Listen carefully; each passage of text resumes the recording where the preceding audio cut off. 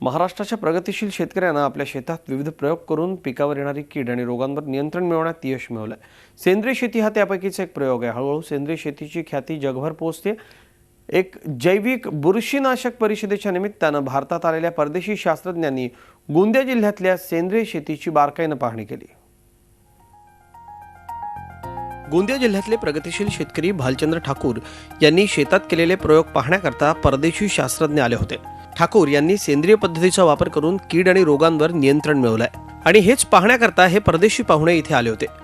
नागपुरात इंडियन फायटोपॅथॉलॉजी आणि पंजाबराव देशमुख कृषी विद्यापीठाच्या संयुक्त विद्यमानं भारतात पहिल्यांदा 14व्या ट्रायडोकर्मा परिषदेचं आयोजन करण्यात आलं होतं।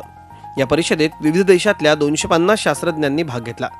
या शास्त्रज्ञांनी थेट बांधावर जाऊन शेतकऱ्यांनी केलेल्या प्रयोगांची माहिती घेतली।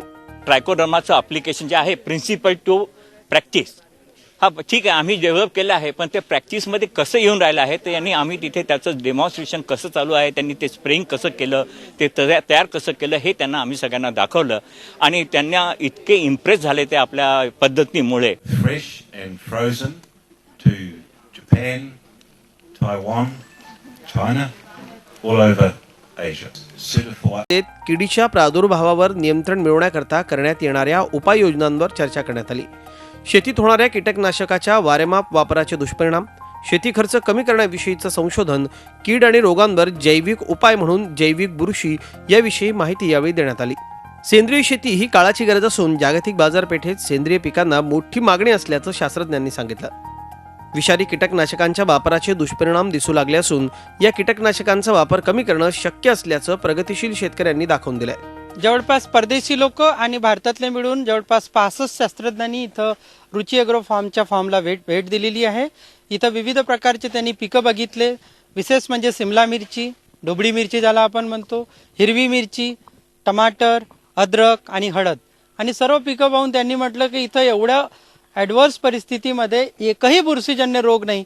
त्यांनी ट्रायकोडर्माचा वापर रुची ॲग्रो फार्ममध्ये कशा पद्धतीने होतं ते त्यांनी बघितलं आणि त्यांनी फार त्यांचं समाधान व्यक्त केलं। I think it's very interesting to see that for my first time to coming here and to know some new knowledge they prevent us about it. अपने देश में तो ट्राइकोडर्मा के बारे में बातचीत करते थे, लेकिन अब की बार जो ये वर्कशॉप करने से हम लोग बाहर के लोगों को बुला के जो हमने विचार विनिमय किया है, यहाँ पर जो मंथन किया है ना, वो इन लोगों के यहाँ पर जो टेक्नोलॉजी होती, हम जो लोग ट्राइकोडर्मा को किस तरह से प्रयोग में ला रहे हैं या हम क्या अनुसंधान कर रहे हैं। भालचंद्र ठाकूर यांनी आपल्या शेतात गावरान मिरची, ढोबळी मिरची, आलं, हळद, टोमॅटो या पिकांची लागवड केली असून आधुनिक पद्धतीनं जैविक खतांचा वापर करून ही पिकं रोगमुक्त ठेवण्यात त्यांना यश आलंय। सेंद्रिय पद्धतीचा वापर करून कशा प्रकारे कीड नियंत्रण मिळवता येतं याची माहिती परदेशी शास्त्रज्ञांनी घेतली। न्यूझीलंड, चीन, Israel, Japan, Spain, America, France, Sweden आदी देशातले शास्त्रज्ञ या 3 दिवसीय परिषदेत सहभागी झाले होते। Madhav Chandankar, Zee media, Gondia. कोकण किनारपट्टीला काल अचानक पावसानं झोडपल्यानं आंबा बागायतदार अडचणीत सापडलाय। नाडा नावाच्या चक्रीवादळामुळे अंदमानच्या समुद्रात कमी दाबाचा पट्टा तयार झाल्यानं कोकणात पाऊस पडेल असा अंदाज होता। त्यानुसार काल संध्याकाळी राजापूर, लांजा, संगमेश्वर आणि रत्नागिरीच्या काही भागात पाऊस पडला। यंदा चांगला पाऊस झालाय, पण आंब्याकरता आवश्यक असलेल्या थंडीनं मात्र गेल्या 4 दिवसांपासून पाठ फिरवल्यानं आंबा पीक धोक्यात आलंय। पावसामुळे आंब्यावर आलेल्या मोहरीवर किडीचा प्रादुर्भाव होण्याची शक्यता आहे। या संदर्भात आढावा घेतला माझे सहकारी प्रणव पोळेकर यांनी। नाडा नावाच्या चक्रीवादळामुळे अंदमानच्या समुद्रामध्ये कमी दाबाचा पट्टा निर्माण झाला आणि त्याचे परिणाम कोकणातही दिसू लागलेत। कोकणातल्या अनेक भागांमध्ये काल पावसाच्या हलकी सरी झाल्या पाहायला मिळाल्या। रत्नागिरीच्या लांजा, राजापूर, संगमेश्वर आणि रत्नागिरीच्या काही भागामध्ये या पावसाच्या हलकी सरी झाल्यामुळे कोकणातल्या आंबा पिकावरही त्याचा परिणाम आता जाणवू लागलाय। आज दिवसभर जर विचार करायला गेलो तर आज दिवसभर कोकणातलं हवामान हे ढगाळ असलेलं पाहायला मिळतंय। सध्या या नाडा नावाच्या चक्रीवादळामुळे कोकणामध्ये पावसाची परिस्थिती जी आहे ती पुन्हा एकदा निर्माण झाली आणि कोकणामध्ये जो आता मोहर फुललेला आहे, आपण बघू शकतो की हा मोहर सध्या फुलायला लागलाय आणि त्यामुळे याच्यावर आता किडींचा प्रादुर्भाव जो आहे तो व्हायला सुरुवात झाली, कारण हे ढगाळ वातावरण आहे आणि या वातावरणामुळे या ठिकाणी आंब्यावरचा जो मोहर आहे तो मोहर कुठेतरी गळायला लागला आणि किडींचा प्रादुर्भाव या आंब्यावर सध्या झालेला पाहायला मिळतोय। या आंब्यावर सध्या जर अशाच पद्धतीने किडींचा प्रादुर्भाव लागला तर येणारा हंगामातला पहिला आंबा आहे तो कदाचित उशिरा येऊ शकतो आणि त्याच्यामुळे त्याचा परिणाम हा इथल्या आंबा व्यवसायावर होऊ शकतो असं तज्ज्ञांनी सांगण्यात आलंय। त्यामुळे कोकणातल्या बदलत्या वातावरणाचा फटका आता कोकणाच्या राजा असलेल्या हापूसलाही बसायला सुरुवात झाली आहे। व्हिडिओ जर्नलिस्ट निलेश कदमसह प्रणव पोळेकर, झी मीडिया, रत्नागिरी। धुळ्याच्या कृषी विभागानं जागतिक मृदा आरोग्य दिवस मोठ्या थाटामाटात साजरा केला आहे। निमित्तानं शेतकऱ्यांना त्यांच्या जमिनीची आरोग्य पत्रिका देण्यात आली, त्यामुळे शेतकऱ्यांचं शेती उत्पादन वाढणार आहे। जागतिक मृदा आरोग्य दिनाच्या निमित्तानं धुळे कृषी विभागानं जिल्ह्यातील शेतकऱ्यांना त्यांच्या जमिनीच्या प्रतपत्रिकेचं वितरण केलं। त्यामुळे शेतकऱ्यांना आपल्या जमिनीविषयी माहिती मिळणार असून त्या आधारे त्यांना पिकं घेणं सुलभ होणार आहे। खरं तर शेतकऱ्यांचा पारंपरिक पद्धतीनं शेती करण्यावर भर असतो। शेतीची प्रत माहीत नसल्यामुळे चुकीच्या पिकांची निवड केली जाते आणि त्यामुळे शेतीतून अपेक्षित उत्पादन मिळत नाही। मात्र आता जमिनीची प्रत पत्रिका शेतकऱ्यांच्या हाती आल्यामुळे शेती उत्पादनात वाढ होण्यास मदत होणार आहे। जमिनीची आरोग्य पत्रिका तयार करून घेण्याचं अभियान कृषी विभागाच्या सकारात्मक प्रयत्नाचा एक भाग आहे। शेतकऱ्यांनी आपल्या जमिनीचं माती परीक्षण करून घेतल्यास जमिनीमध्ये कुठले घटक किती प्रमाणात आहेत आणि जमिनीला कोणत्या अन्नद्रव्य घटकांची आवश्यकता आहे हे नेमकेपणानं कळणार आहे। 50% रासायनिक खतांची मात्रा आपण कमी करू शकतो, किंबहुना 70% ही रासायनिक खतांची मात्रा आपण कमी करू शकतो आणि आपल्या शेतीवरचा जो खर्च आहे हा मोठ्या प्रमाणात आपण कमी करू शकतो। आज देशाचा विचार केल्यास 214.73 लाख शेतकऱ्यांनी आपल्या शेतीतील मृदा नमुने संकलित केले असून त्यातील 130.12 लाख शेतकऱ्यांना जमिनीचा आरोग्य कार्ड वितरित करण्यात आलंय। विशेष म्हणजे माती परीक्षणामुळे उत्पादन खर्चही कमी होतो आणि उत्पादकता वाढते। त्यामुळे जमिनीची आरोग्य पत्रिका शेतकऱ्यांच्या उज्ज्वल भविष्याची नांदी ठरणार आहे।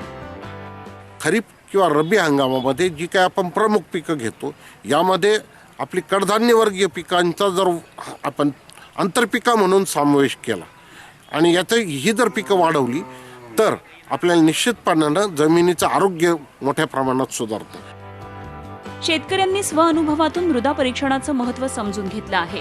जमिनीची आरोग्य पत्रिका तयार केल्यास कोणतं पीक घ्यावं, त्यासाठी कोणत्या खताची किती मात्रा वापरावी याची माहिती मिळते। मातीचा नमुना तपासून पाहिलेला आहे, तरी शेतीच्या मातीच्या नमुन्यामध्ये जे घटक कमी आहेत ते घटक आम्ही नेहमी टाकत असतो व चांगल्या प्रकारे उत्पादन मिळत असतं। तर या मातीचा नमुना दरवर्षी जर आपण तपासत राहिले तर नेहमीप्रमाणे उत्पादन वाढ होत राहते। जमिनीचं माती परीक्षण करणं अत्यावश्यक असलं तरी त्यासाठी तालुका स्तरावर माती परीक्षण करणाऱ्या प्रयोगशाळा सुरू करण्याची आवश्यकता आहे। प्रयोगशाळांच्या अभावामुळे आजही अनेक शेतकऱ्यांवर वेळेवर आरोग्य पत्रिका मिळत नाही, हेही सत्य आहे। सरकार आपल्या स्तरावर या परिस्थितीत सुधारणा करण्यासाठी प्रयत्न करत आहे। मात्र सामाजिक संघटना, कृषी उद्योजक यांनी पुढे येऊन माती परीक्षण प्रयोगशाळा सुरू करण्यासाठी हातभार लावण्याची आज गरज आहे। प्रशांत परदेशीसह bureau report, Zee media, Dhule. नोटबंदीमुळे फळ उत्पादक शेतकऱ्यांना अनेक अडचणींना सामोरं जावं लागतंय। चलनी नोटांच्या टंचाईमुळे फळांचे भाव अर्ध्यानं घसरलेत। फळांची तोडणी करण्याकरता शेतकऱ्यांना फळबाग परवडत नसल्याची सध्याची परिस्थिती निर्माण झाली आहे। या परिस्थितीविषयी आमचे नाशिकचे प्रतिनिधी योगेश खरे यांनी मार्केटमध्ये जाऊन शेतकऱ्यांशी केलेली ही खास बातचीत। चलनबंदीमुळे सर्वच शेती उत्पादनांना चांगलाच फटका बसला आहे। भाजीपालाच नाही तर वेगवेगळे ज्या काही फळफळावळ आहे, फळभाज्या आहेत त्या सर्वांचेच भाव या ठिकाणी उतरले आहेत। आज आपण माहिती घेणार आहोत ती फळांची। हे डाळिंब मार्केट आहे। या डाळिंब मार्केटमधून संपूर्ण राज्यामध्ये आणि इतर देशांमध्ये या ठिकाणी निर्यात होत असते। सर्वात मोठं मार्केट म्हणून हे ओळखलं जातं आणि आज या ठिकाणी या डाळिंबाचे भाव अगदी 20 ते 25 रुपये किलो इतके कमी झालेले आहेत। गेल्या 10 वर्षातला हा विक्रमी कमी भाव आहे जो नोव्हेंबर महिन्यात आज नोंदवला गेला आहे। आपण या शेतकऱ्यांकडून जाणून घेऊया। काका, एकूण ही जी परिस्थिती झाली आहे ही कशामुळे झाली आहे? चलनबंदीमुळे याचा परिणाम झाला? हां, चलनबंदीमुळे काय काय समस्या तुम्हाला यामुळे येत आहे? समस्या असे पैसे माल विकून बी पैसे मिळत नाही आम्हाला। विकून जाताना नाश्ता पाण्याला सुद्धा पैसे मिळत नाही। व्यापाऱ्याकडे सारे 500चे नोटा दाखवतो, ते कोणी शेतकरी घेत नाही। त्यामुळे अशी परिस्थिती होऊन गेली।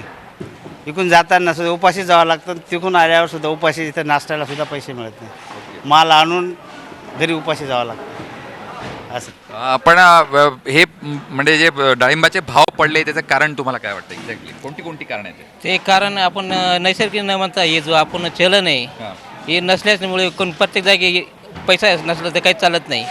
कारण गाडी भाड्याला पैसे लागतात, नाश्त्याला पैसे लागतात, प्रत्येक ठिकाणी पैसा तो जर नसता काहीच नाही. कारण येतच पैसा माल असून पैसे मिळत नाही, त्यामुळे आपण काहीच करू शकत नाही. आणि दुसरं एक असं आहे की जे आपण डाळिंबांसाठी जो खर्च करतो काही औषधं खतं वगैरे काही ते म्हणजे त्याच्यामुळे टाईम कारण पैसे नसल्यामुळे काही करू शकत नाही. खरेदी करता येत नाही.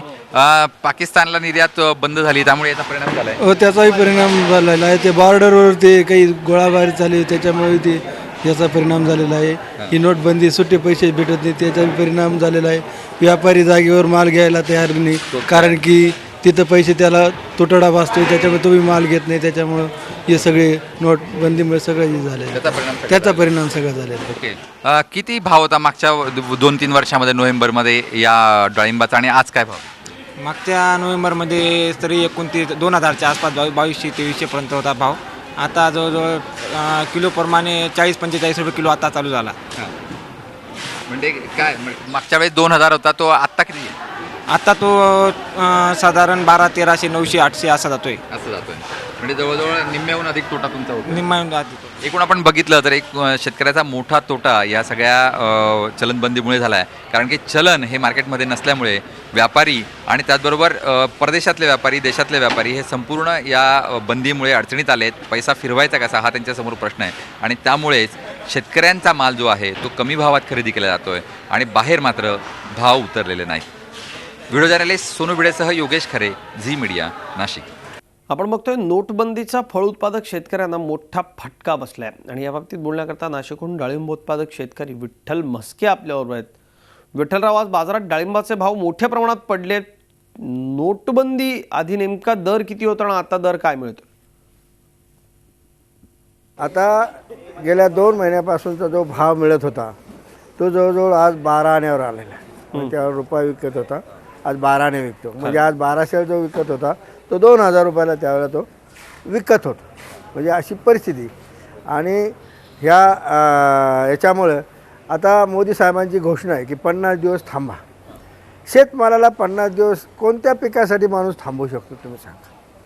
माझं म्हणणं आहे की माझं डाळिंब मी आज भाव नाही तरी तोडून आणलं ते महिन्याने एकच डाळिंब झाडावर राहिलं नसतं, सगळे गळून गेले असते. किंवा इतर पिकाचं घ्या, टॅमॅटोचं घ्या, मिरचीचं घ्या, भाजीपाल्याचे साधी कोथिंबीर घ्या, मेथी घ्या, तिथं 1.25 महिन्यातच तयार होते. पण तिला 50 दिवस थांबायचं कसं? आणि आपण बघतोय नेमकी ही जी सगळी परिस्थिती आहे या परिस्थितीत कोणकोणत्या फळांचे दर घसरले? ॲग्रिकल्चर सगळ्या प्रॉडक्टचं साहेब हे झालेले आहे. फक्त जे नाशवंत नाहीत, उदाहरणार्थ कॉटन घ्या, सोयाबीन घ्या, त्यांचेसुद्धा खूप भाव डावलेत. पण ते डंप करू शकतात शेतकरी. 25 पोते झाले तर 5 पोते विकून बाकीचे 20 पोते ठेवू शकतो किंवा 10 पोते विकून 15 पोते ठेवतो. म्हणजे जे ठेवायसारखी पिकं आहेत तो ठेवू शकतो, स्टोअर करू शकतो. पण फळभाज्या आणि फळं आपण ठेवू शकत नाही. ना झाडावर ठेवतो ना घरात ठेवू शकतो. खरं म्हस्केची अडचण मोठी आहे कारण तुम्हाला स्थानिक मार्केटला भाव मिळत नाही. पण इथं मुंबई असेल किंवा पुणे असेल, आम्ही जेव्हा फळ घ्यायला जातो आमच्याकडं सुट्ट्यांचा प्रॉब्लेम आहे. उलट व्यापारी आणखी आडून बघतो ग्राहकाला. जो छोटा व्यापारी येतो म्हणतो भाव अजिबात कमी झालेला नाही आहे, आम्हालाच माल मिळत नाही आहे. आणि शहरामध्ये कुठल्याही पद्धतीने भाव कमी झालेले नाही, किंबहुना 2 पैसे जास्तच द्यावे लागत आहेत, त्यात सुट्ट्याच्या अडचणी आहेत. या सगळ्या परिस्थितीत विठ्ठलरावजी काय सरकारनं उपाय करावेत असं आपल्याला वाटतंय? सरकारने इमिजिएट शेतात पैसा नाही आला तर मजुराला पैसा मिळत नाही. तुम्हाला एक साधं उदाहरण सांगतो. एका तुम्हाला असं वाटेल की अवांतर बोलतो मी, की मी एका बाजारी एका मजुराला 2000, त्यांच्या नवरा बायकोचे 250 रुपये पेमेंट झालं होतं. मी त्याला 2000 दिले, वर 100च्या 5 आठवडाभर फिरला, त्याला 2000 रुपये सुट्टी मिळाली. शेवटी तो आला, म्हणला मला घे पैसे परत घ्या आणि मला तुमच्याकडे येतील तेव्हा द्या. म्हणजे अशी परिस्थिती. मार्केटला माल घेऊन यावा, पैसे मिळत नाहीत. म्हणजे गाड्यांना पैसे घरून घालायचे आणि इथं आल्यानंतर पैसे देत नाहीत. आणि द्यायचे तर आता 29 पासून काहीतरी चेक सुरू होणार आहेत असं मागच्या वेळेला मला कळालं होतं. म्हणून मी आज माल आणला आहे, आता चेक घेऊन जायचे. चेकची मोठी अडचण झालेली आहे. व्यापाऱ्यांना देखील मोजकेच चेक आठवड्याला व्यवहारांकरता मिळतात. एकूणच काय तर पणन विभागानं, सरकारनं या सगळ्याकडे लक्ष देणं गरजेचं आहे, कारण ग्रामीण अर्थव्यवस्था या सगळ्यात मुडकळीला आलेली आहे. 50 दिवस थांबा असं आवाहन होतंय प्रधानमंत्र्यांकडून, पण तोपर्यंत शेतकऱ्यांना दम कसा काढायचा असा प्रश्न विठ्ठलराव म्हस्केंचा आहे. बोलूयात आणखी एका ब्रेकनंतर. झी 24 तास रहा एक पाऊल पुढे.